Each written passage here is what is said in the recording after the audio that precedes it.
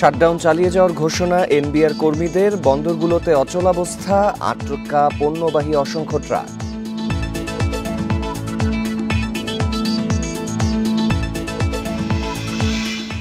রাজনৈতিক সংস্কার, সংখ্যানুপাতিক ভোটের দাবি, ইসলামী আন্দোলনের মহাসমাবেশে সোহরাওয়ার্দীতে নেতাকর্মীর ঢল।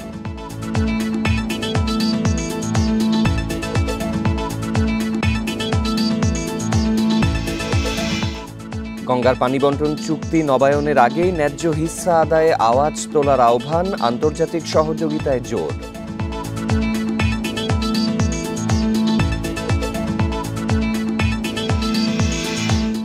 আগস্টে নামছে বুয়েটের নকশার ই রিকশা, শুরুতে চলবে ঢাকার ৩ এলাকায়, সর্বোচ্চ গতি ঘন্টায় ৩০ কিলোমিটার।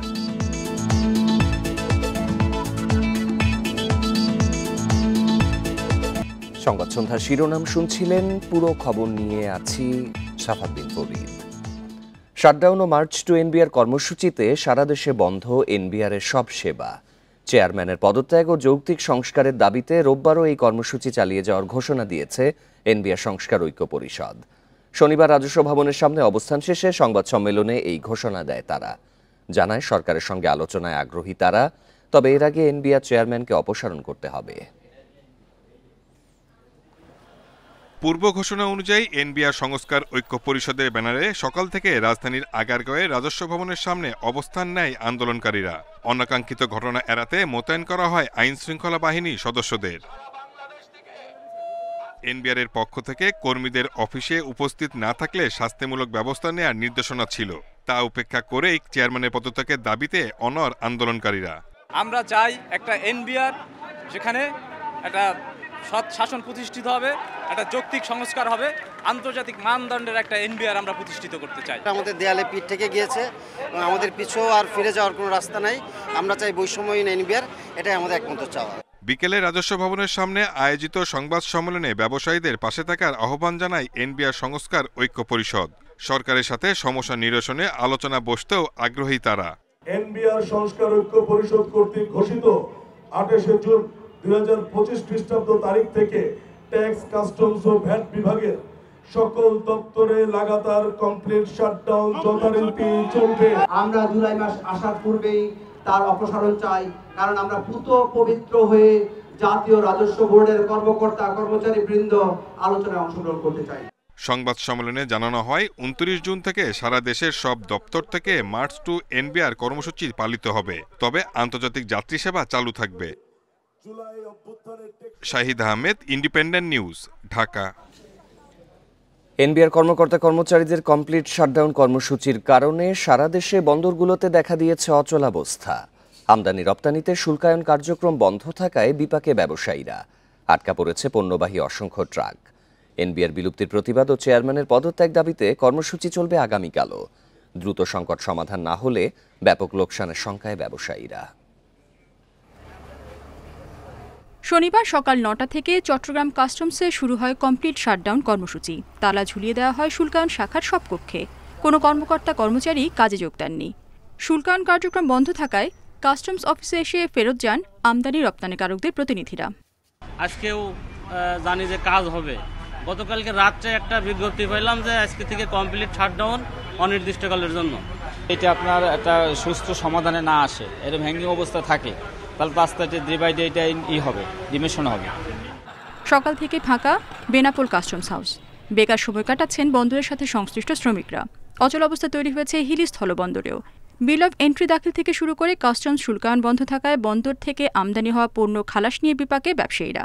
এই শাটডাউনের কারণে এই কাঁচামালগুলা এই তীব্র তাপদাহে সবটাই ক্ষতিগ্রস্ত হয়ে যাবে। এতে ব্যবসায়ীদের চরম ক্ষতি হবে এবং এই ক্ষতির কারণে শুধু এই বাংলাদেশে এই কাঁচামালের যে দ্রব্যগুলা এগুলোর দামও বৃদ্ধি পাবে। শুল্ক আদায়ের সব ধরনের কার্যক্রম বন্ধ সোনা মসজিদ স্থলবন্দরেও। কর্মসূচির কারণে ভারতের মোহদ্দিপুর স্থলবন্দরে পণ্যবাহী ট্রাকের জট তৈরি হয়েছে জানান ব্যবসায়ীরা। রেশমি নন্দী, ইন্ডিপেন্ডেন্ট নিউজ।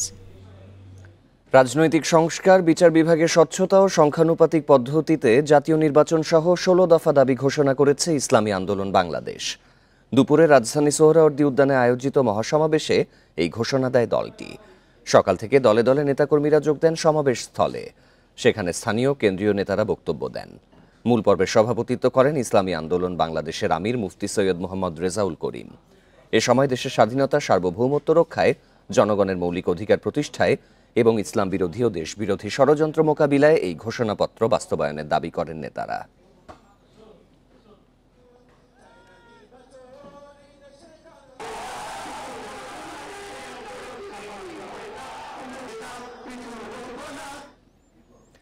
জুলাই অভ্যুত্থানের বর্ষপূর্তিতে মাসব্যাপী কর্মসূচি ঘোষণা করেছে জামায়াতে ইসলামী। দুপুরে রাজধানীর মগবাজারের কেন্দ্রীয় কার্যালয়ে সংবাদ সম্মেলনে এই কর্মসূচির ঘোষণা করা হয়। দলটির সেক্রেটারি জেনারেল অধ্যাপক মিয়া গোলাম পরোয়ার জানান, কর্মসূচির অংশ হিসেবে আগামী 19শে জুলাই সোহরাওয়ার্দী উদ্যানে হবে জাতীয় সমাবেশ। 5ই আগস্ট দেশজুড়ে গণমিছিল, এছাড়া 1 জুলাই থেকে 8ই আগস্ট পর্যন্ত থাকছে নানা কর্মসূচি। 16 জুলাই শহীদ আবু সাইদ স্মরণে রংপুরে দোয়া ও আলোচনা সভা। 6 থেকে 8ই আগস্ট সাংবাদিক ও সুধীজনের সাথে আলোচনা করা হবে। আবু সাইদ যার দুঃসাহসী, মৃত্যু ভয়হীন, অকুত ভয় চেতনা সারা দুনিয়াকে নাড়া দিয়েছিল, বাংলাদেশের সমস্ত মানুষ ঘর থেকে বেরিয়ে এসেছিল তার এই সাহসী জীবনটা, সেই স্মরণে আমরা রংপুরে আলোচনা সভা এবং দোয়া অনুষ্ঠানের আয়োজন করেছি। 19শে জুলাই জামাত ঘোষিত যে 7 দফা, সেটা বাস্তবায়নের জন্য ঐতিহাসিক সোহরাওয়ার্দী উদ্যানে আমরা জাতীয় সমাবেশের ডাক দিয়েছি। নির্বাচনের তারিখ ঘোষণার মধ্য দিয়ে অধিকাংশ মানুষের আকাঙ্ক্ষার বাস্তবায়ন হবে। সে লক্ষ্যেই প্রয়োজনীয় সংস্কার শেষে যৌক্তিক সময়ের মধ্যে নির্বাচন দিতে অন্তর্বর্তী সরকারের প্রতি আহ্বান জানিয়েছেন বিএনপি সিনিয়র যুগ্ম মহাসচিব রুহুল কবির রিজভী। দুপুরে 24-এর গণ অভ্যুত্থান ঘিরে বিএনপির 36 দিনের কর্মসূচির অন্যতম ভেন্যু চিন্মৈত্রী সম্মেলন কেন্দ্র পরিদর্শন শেষে এই আহ্বান জানান তিনি। বলেন, গণ অভ্যুত্থানে হতাহত সব পরিবারের পাশে থেকে গণতন্ত্র পুনঃপ্রতিষ্ঠায় কাজ করবে বিএনপি। দেশকে অর্থনৈতিক ও সামাজিক সংকট থেকে মুক্ত করতে জনপ্রতিনিধিদের ভূমিকা রাখারও আহ্বান জানান তিনি। এ সময় বিএনপি যুগ্ম মহাসচিব শহীদউদ্দিন চৌধুরী অ্যানি বলেন, শেখ হাসিনার দৃশ্যমান বিচার দেখতে চায় বিএনপি।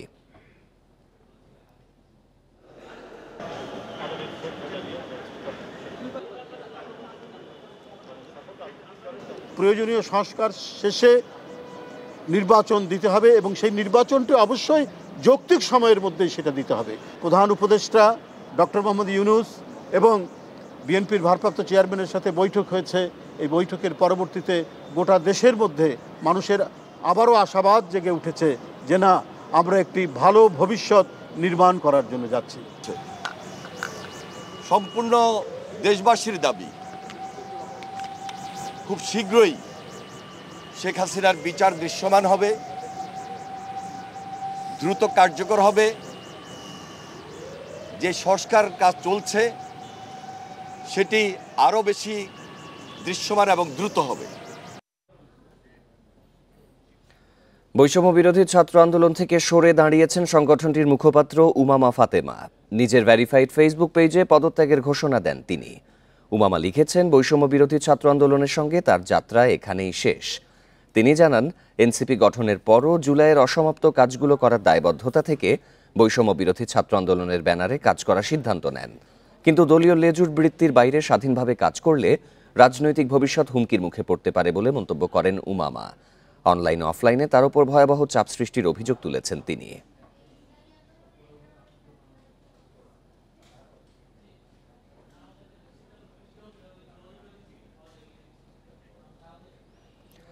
আওয়ামী লীগের পক্ষপাতহীনভাবে হতে হবে বলে মন্তব্য করেছেন নাগরিক ঐক্যের সভাপতি মাহমুদুর রহমান মান্না। সকালে এফডিসিতে আগামী জাতীয় নির্বাচনে তরুণ ভোটারদের ভূমিকা নিয়ে বিতর্ক প্রতিযোগিতায় এই মন্তব্য করেন তিনি। এ সময় জুলাইয়ের আকাঙ্ক্ষার প্রতিফলন অনুযায়ী নির্বাচনী প্রতিযোগীদের কর্মতৎপরতা নেই বলে মন্তব্য করেন মাহমুদুর রহমান মান্না। 400 আসনে 300 আসনেই জিতবে এনসিপি, এমন বক্তব্য হাস্যকর বলে মনে করেন নাগরিক ঐক্যের সভাপতি। ডেমোক্রেসির চেয়ারম্যান হাসান আহমেদ চৌধুরী কিরণ বলেন, বাংলাদেশের নির্বাচন ব্যবস্থা ভেঙে দেয়ার খলনায়ক খায়রুল হক কখন কিভাবে দেশ ছেড়ে পালালো তা জাতির কাছে অজানা রয়ে গেল। তাকে ইন্টারপোলের মাধ্যমে গ্রেপ্তারের দাবি জানান তিনি। বেশিরভাগ লোক তখন ডক্টরের সাথে বসবেন এরকম বললেন, একটাতে একটা বারে এই কনস্টিটিউশন কমিশন হবে ধরেন 7 জন সদস্য নিয়ে, প্রেসিডেন্ট থাকবেন, স্পিকার থাকবেন। প্রেসিডেন্ট স্পিকার এখন নাই, তার প্রতিনিধিরা থাকবেন, এমনভাবে একটা প্রস্তাব আছে যে এই প্রস্তাবে পক্ষপাতিত্ব করবার সুযোগ নেই। 7 জন মিলে একটা কমিটি নিরপেক্ষভাবে এই জায়গাগুলো যদি মনোনয়ন দিতে পারে, খেয়াল করবেন স্বেচ্ছাচার স্বৈরাচার হওয়ার সুযোগ অনেক কমে যাবে। আগামী বছর শেষ হচ্ছে গঙ্গার পানি বন্টন চুক্তির মেয়াদ, তাই পানির ন্যায্য হিস্সা আদায়ে ভারতের বিপক্ষে এখনই আওয়াজ তুলতে হবে। ফারাক্কার বিরূপ প্রভাব ও বাংলাদেশের স্বার্থ রক্ষায় আন্তর্জাতিক পর্যায়ে কাজ চলছে। শনিবার রাজধানীতে আন্তর্জাতিক ফারাক্কা কমিটির এক সেমিনারে এসব কথা জানান বক্তারা। গঙ্গার পানি নিয়ে দ্বন্দ্ব ও বাংলাদেশে পরিবেশগত দুর্যোগ মোকাবিলা শীর্ষক আন্তর্জাতিক ফারাক্কা কমিটির সেমিনার। এতে যোগ দেন দেশ বিদেশি বিশেষজ্ঞরা। বৈষম্যমূলক চুক্তি হয়েছিল 30 বছরের জন্য। শনিবার রাজধানীর তোপখানা রোডে সিরডাপ মিলনায়তনে এ সেমিনারে উঠে আসে ফারাক্কা বাঁধের কারণে বাংলাদেশ ভারতের মধ্যে সৃষ্ট সমস্যা এবং এর সমাধানে করণীয় নানা বিষয়। ফারাক্কা বাঁধ প্রতি বছর বিলিয়নস অফ ডলার্স আমাদের ইকোলজিক্যাল, ফিনান্সিয়াল, অকুপেশনাল, ট্রেডিশনাল সব রকম ধরনের ক্ষতি করতেছে। যে ফাঁদ আমাদের জন্য পাতা হয়েছিল এখন তাদের জন্য সেটাও আবার মরণ ফাঁদ হয়ে যাচ্ছে। বাংলাদেশের নদ নদী, পরিবেশ এবং জনজীবনে এ বাঁধের বিরূপ প্রভাব নিয়ে কথা বলেন বক্তারা। জানান, ফারাক্কা খুলে দেয়ায় প্রায়ই দেশে বন্যা পরিস্থিতি তৈরি হয়, নষ্ট হয় ফসল। আগামী বছর গঙ্গা চুক্তি নবায়ন হচ্ছে, তাই এখনই জাতিগতভাবে ভারতের বিরুদ্ধে আওয়াজ তুলতে হবে। বেশি দিন নাই, আবার যখন ফারাক্কা চুক্তি হবে 2026-এ, আমাদের প্রিপারেশন কি? আবারও কি আপনারা ওখানে এই কথাটা তুলবেন না যে এমন একটা আমরা ট্রিটি চাই যেখানে গ্যারান্টি ক্লজ থাকবে, আরবিট্রেশন ক্লজ থাকবে, যেখানে দেশের স্বার্থকে সবার উপরে স্থান দিতে হবে। পানির ন্যায্য হিস্সা আদায়ে আন্তর্জাতিক সহযোগিতা ও যৌথ উদ্যোগের প্রয়োজনীয়তাও তুলে ধরেন বিশেষজ্ঞরা। জাহিদুল ইসলাম, ইন্ডিপেন্ডেন্ট নিউজ, ঢাকা। চট্টগ্রাম বন্দরে টার্মিনাল বিদেশিদের কাছে দেয়া ও রাখাইনের জন্য মানবিক করিডোর দেয়ার উদ্যোগের প্রতিবাদে চট্টগ্রাম বন্দর অভিমুখে রোড মার্চ করেছে বাম সংগঠনগুলো। বিকেল 5টায় বন্দরের 4 নম্বর গেটের সামনে এই কর্মসূচি উপলক্ষে সমাবেশ অনুষ্ঠিত হয়।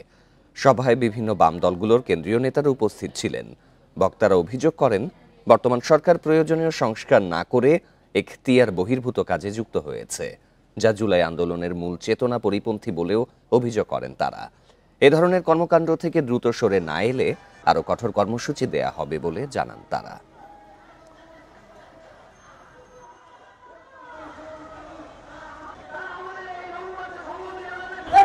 বহির্ভূতভাবে এই বন্দর নিশ্চিত যাচ্ছে রাখাইনের করিডোর দিয়ে মার্কিন সাম্রাজ্যবাদী যুদ্ধ চক্রান্ত, সেই চক্রান্তে বাংলাদেশকে জ্বালানোর পায়তারা করেছে, আপনারা শুনেছেন, তার বিরুদ্ধে আমরা প্রতিবাদ জানিয়েছি। আগস্টে সড়কে নামছে বুয়েটের নকশা করা অটোরিকশা। শুরুতে ঢাকা দক্ষিণের পল্টন ও ধানমন্ডি এবং উত্তর সিটির উত্তরা এলাকায় চলবে সব রিকশা। সর্বোচ্চ গতি থাকবে ঘন্টায় 30 কিলোমিটার, দাম 2 লাখ টাকার মধ্যে। প্রশিক্ষণপ্রাপ্ত চালকরাই পাবেন এই বাহন। স্থানীয় সরকার উপদেষ্টা জানান, জুলাই আন্দোলনে ভূমিকা রাখায় রিকশা চালকদের জন্য এই উদ্যোগ। গুলশানে উত্তর সিটির নগর ভবনের সামনে চালিয়ে দেখা হচ্ছে বুয়েটের নকশা করা ই রিকশা। হাইড্রোলিক ব্রেক, নির্ধারিত গতিসীমা সহ বেশ কিছু উন্নত নিরাপত্তা বৈশিষ্ট্য রাখা হয়েছে এই বাহনে, যা নেই বাজারে প্রচলিত অটোরিকশায়। এই রিকশা সড়কে চলার আগে ঢাকার 2 সিটি কর্পোরেশন থেকে চালককে নিতে হবে লাইসেন্স এবং প্রশিক্ষণ। একটি জাতীয় পরিচয়পত্রের অধীনে কেনা যাবে 3টি অটোরিকশা। এর আগে দুর্ঘটনা প্রবণতা সহ বেশ কিছু কারণে কয়েকবার ব্যাটারি চালিত অটোরিকশা নিয়ন্ত্রণের উদ্যোগ নেওয়া হলেও সেই উদ্যোগ ব্যর্থ হয়েছে বারবারই। এবার বুয়েটের তৈরি অটোরিকশার অনুমোদন দিতে যাচ্ছে 2 সিটি কর্পোরেশন, যদিও নতুন অটোরিকশার জন্য নির্ধারণ হয়নি চার্জিং স্টেশন। একটা ফরম্যাটে নিয়ে আসা, এই যানবাহনগুলোকে রেজিস্ট্রেশন করা এবং যারা এইগুলো চালাবে তাদেরকে লাইসেন্স দেয়া, তাহলে তারা হবে কি একটা রেগুলেশনের আওতায় থাকবে এবং কোথাও কোনো সমস্যা হলে আমরা তাদেরকে আইডেন্টিফাই করতে পারবো, তাদের বিরুদ্ধে ব্যবস্থা নিতে পারবো। ই রিকশা নামানোর আগে চালকদের প্রশিক্ষণের ব্যবস্থা করবে সরকার। এজন্য 54 লাখ টাকা ব্যয়ে 300 প্রশিক্ষক তৈরি করা হচ্ছে। তাদের মধ্যে পুলিশ সদস্যদের পাশাপাশি থাকবেন বৈষম্য বিরোধী আন্দোলনের 175 শিক্ষার্থী। গ্র্যাজুয়ালি এই নতুন রিকশাগুলো যারা কিনবেন তারা মার্কেটে নামতে থাকবেন এবং অন্য রিকশাগুলো গ্র্যাজুয়ালি এখান থেকে ফেজ আউট হবে। সুতরাং পুরো ফেজিং আউটটা প্র্যাকটিক্যাল সায়েন্টিফিক এবং গ্র্যাজুয়াল প্রসিডিউর শুরু করবো, কোনো জোর জবরদস্তির মধ্যে আমরা যাবো না, এটা একটা বড় বিষয়। আর এইসব রিসপেক্টেড জোন থেকেই আমরা যারা রিকশা চালাচ্ছেন তাদেরকে আমরা ট্রেনিং দিয়ে রিকশাগুলো নেওয়ার ক্ষেত্রে আমরা প্রায়োরিটাইজ করবো। প্রাথমিকভাবে ঢাকা দক্ষিণ সিটির পল্টন ও ধানমন্ডি এবং উত্তর সিটির উত্তরায় বুয়েটের ই রিকশা চলবে বলে জানিয়েছেন স্থানীয় সরকার উপদেষ্টা। এখন যেরকম কোনো নিয়ম নেই, তো আপনি চাইলেই কালকেও 10,000 রিকশা ঢুকে দিতে পারবেন ঢাকায়। তো এইটা আমরা প্রত্যেকটা জোন ওয়াইজ নির্দিষ্ট থাকবে রিকশা এবং ওই রিকশাগুলো ওই জোনেই চলবে এবং এটার এখন যে তথাকথিত অবৈধ বলে তাদের উপর বিভিন্নভাবে নিপীড়ন করা হয়, ঘুষ চাওয়া হয় কিংবা মাঝে মধ্যে শাস্তিমূলক ব্যবস্থা যাওয়া হয়, এটা এই আর থাকবে না। নতুন ই রিকশা চলাচল করা সড়কগুলো থেকে ধাপে ধাপে তুলে নেওয়া হবে বর্তমানে চলাচল করা অটোরিকশাগুলো। Adilur Rahman, independent news, Dhaka. ভেঙে ফেলা হয়েছে বিজয় সরণির মৃত্যুঞ্জয়ী প্রাঙ্গণ, সেখানে জুলাই স্মরণে হবে গণমিনার। ডিএনসিসির প্রশাসক জানিয়েছেন 52, 71 ও 24-এর ইতিহাসকে ধারণ করে পরিকল্পনা করা হচ্ছে। আগামী মাসেই শুরু হবে ভাস্কর্য নির্মাণের কাজ। রাজধানীর বিজয় সরণিতে 2023 সালে গড়ে তোলা হয় মৃত্যুঞ্জয়ী প্রাঙ্গণ। জুলাই অভ্যুত্থানের মুখে শেখ হাসিনা দেশ ছাড়ার পর ভাস্কর্য ভেঙে ফেলে ছাত্র জনতা। তারপরও এতদিন সেখানে ছিল ইতিহাস সংবলিত 7টি দেয়াল। শুক্রবার সেগুলো ভেঙে ফেলা হয়েছে। এখনও ছড়িয়ে ছিটিয়ে রয়েছে স্থাপনার ভাঙা অংশ। আমাদের ইতিহাস যেটা, এটা আমরা কখনোই মুছে ফেলতে পারবো না। তো আমাদের আগে যেটা ছিল এটা আমাদের স্মৃতিচারণ হিসেবে রাখা উচিত ছিল এবং পাশাপাশি 36শে জুলাইকে স্মরণ করে আমরা পাশাপাশি আরেকটা স্তম্ভ তৈরি করতে পারতাম। এমন না যে জায়গা ছিল না, এখানে জায়গা আছে।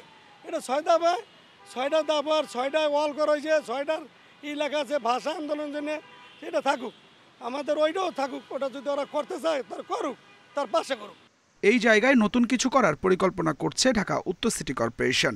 প্রশাসক জানান, বাংলাদেশের রাজনীতির ইতিহাস ও জুলাইয়ের সঙ্গে মিল রেখে নতুন ভাস্কর্য করা হতে পারে। আপাতত এটা তো ধ্বংসস্তূপ ছিল, আর যে কয়েকটা ছিল সেগুলো তো অনেক জায়গায় এগুলো তো হাফ ভেঙে ফেলছে, কিছু নষ্ট হয়ে গেছে, এগুলো আমরা পরিষ্কার করেছি। এখন মানে বাংলাদেশের রাজনৈতিক ইতিহাস এগুলোকে মাথায় রেখে আমরা ভাবছি কিছু ভালো কিছু করার জন্য। 71, 52 এগুলোকে অস্বীকার করে বাংলাদেশে কেউ রাজনীতি করতে পারবে না। জুলাই থেকে নির্মাণ কাজ শুরু হবে বলে জানান প্রশাসক। Adilur Rahman, independent news, Dhaka. খুলনা অঞ্চলের বন্ধ কলকারখানা বেসরকারি অংশীদারিত্বের মাধ্যমে চালুর পরিকল্পনা চলছে বলে জানিয়েছেন প্রধান উপদেষ্টার প্রেস সচিব শফিকুল আলম। বিকেলে খুলনা জেলা প্রশাসকের সম্মেলন কক্ষে একথা জানান তিনি। প্রেস সচিব বলেন, মোংলা বন্দর এলাকায় চীনা ব্যবসায়ীদের জন্য অর্থনৈতিক অঞ্চল গড়ে তোলার পরিকল্পনা চলছে। নির্বাচন প্রসঙ্গে তিনি বলেন, একটি গ্রহণযোগ্য অংশগ্রহণমূলক নির্বাচনের জন্য সরকার কাজ করছে। এরই মধ্যে নির্বাচন কমিশনের মৌলিক সংস্কারে কাজ শুরু হয়ে গেছে বলেও জানান প্রেস সচিব। বলেন, আগামী নির্বাচনের মধ্য দিয়ে বাংলাদেশে একটি টেকসই গণতান্ত্রিক ধারা সৃষ্টি হবে। হাসিনার চুরিকে ফ্রি ফেয়ার হবে, ইনক্লুসিভ হবে এবং আপনারা দেখবেন আমরা এটা ডিটারমাইন্ড, এটা কেননা আমরা চাই বাংলাদেশে একটা ডেমোক্রেটিক ট্রানজিশন হোক, জনগণের ম্যান্ডেটে যারা ইলেকশনে জিতবে তারাই এসে ক্ষমতা গ্রহণ করুক। স্টারলিংককে দেশের ইন্টারনেট প্রোভাইডারদের জন্য হুমকি হিসেবে দাবি করেছেন এই খাতের ব্যবসায়ীদের সংগঠন আইএসপিএবি। সেই সাথে প্রতিযোগিতায় সমান সুযোগ নিশ্চিতের জন্য 7 দফা দাবি তুলে ধরেছেন তারা। সকালে রাজধানীতে এক অনুষ্ঠানে এসব কথা বলেন ব্যবসায়ীরা। 400 টাকা ইন্টারনেট সংযোগ দেওয়ার সিদ্ধান্ত পুনর্বিবেচনারও দাবি তাদের। রাজধানীর মহাখালীর রাওয়া কমপ্লেক্সে খসড়া টেলিকম নীতিমালা ও আইএসপি শিল্পের চ্যালেঞ্জ দিয়ে আয়োজন করা হয় কর্মশালার। সেখানে ইন্টারনেট খাত নিয়ে নিজেদের উদ্বেগের কথা তুলে ধরেন সেবাদানকারী সংগঠনটির নেতারা। মার্কিন ইন্টারনেট নেটওয়ার্ক স্টারলিংক দেশের উদ্যোক্তাদের জন্য হুমকি বলে দাবি করেন ব্যবসায়ীরা। বিদেশি কোম্পানি এখান থেকে লাভ তুলে নিয়ে যাবে আর ক্ষতির মুখে পড়বে দেশীয় কোম্পানি, দাবি আইএসপিএবি নেতাদের। আমরা যখন এই প্রান্তিক পর্যায়ে গ্রাহককে কোনো কানেক্টিভিটি দিচ্ছি, আমাকে প্রাইস অ্যাপ্রুভাল নিতে হচ্ছে। স্টারলিংক কি 4200 6000 টাকার প্যাকেজের কোনো অনুমোদন বিটিআরসি থেকে নিয়েছে? আমরা ডিপিআই পাস করে আমাদেরকে ব্যান্ডউইথটা নিতে হবে, আইআইজি অপারেটর থেকে নিতে হবে। স্টারলিংক কেন সে দেশের বাইরে থেকে ব্যান্ডউইথটা নিচ্ছে? ওনারা কি ভ্যাট ট্যাক্স দিচ্ছেন? সেটাও তো আমাদের সরকারের কাছে আসতে হবে। আমরা লেভেল প্লেইং ফিল্ডটা এনশিওর করতে যাচ্ছি। সর্বনিম্ন 400 টাকার অফারের বাধ্যবাধকতার কারণে দেশের আইএসপি কোম্পানিগুলোর বিলুপ্ত হওয়ার শঙ্কার কথাও তুলে ধরে সংগঠনটি। 2021 সালে এক দেশ এক রেটের ইন্টারনেট হয়েছিল 500 টাকায় 5 MBPS, সেটাই ওনারা সরকার এখন 400 টাকায় করতে চাচ্ছে। তো এটাও আবার স্পষ্ট ভাষায় বলতে চাই, আমাদের ইন্ডাস্ট্রির সাথে কোনো ধরনের ডায়ালগ হয় নাই। ওনারা এককভাবে সিদ্ধান্ত নিয়েছে এবং এককভাবে এই সিদ্ধান্তটা নিয়ে ইন্ডাস্ট্রিতে জাস্ট বাইপাস করে দিয়েছে যে এই নীতিটা কিংবা এই সিদ্ধান্তটা মেনটেন করতে হবে। আমরা দৃঢ়কণ্ঠ বলতে চাই, আইএসপি ইন্ডাস্ট্রি থেকে 400 টাকায় ইন্টারনেট দেওয়া সম্ভব না। দেশের উদ্যোক্তাদের রক্ষায় নীতিগত সিদ্ধান্ত বদলানোর আহ্বান জানান ইন্টারনেট সেবাদাতারা। প্রতিযোগিতার সমান সুযোগ নিশ্চিতে 7 দফা দাবি তুলে ধরা হয় কর্মশালায়। শাহাদাত স্বপন, ইন্ডিপেন্ডেন্ট নিউজ, ঢাকা। এই ছিল সংবাদ সন্ধ্যায়। আরও জানতে চোখ রাখুন ফেসবুক, ইউটিউব এবং এক্সে। ধন্যবাদ সবাইকে।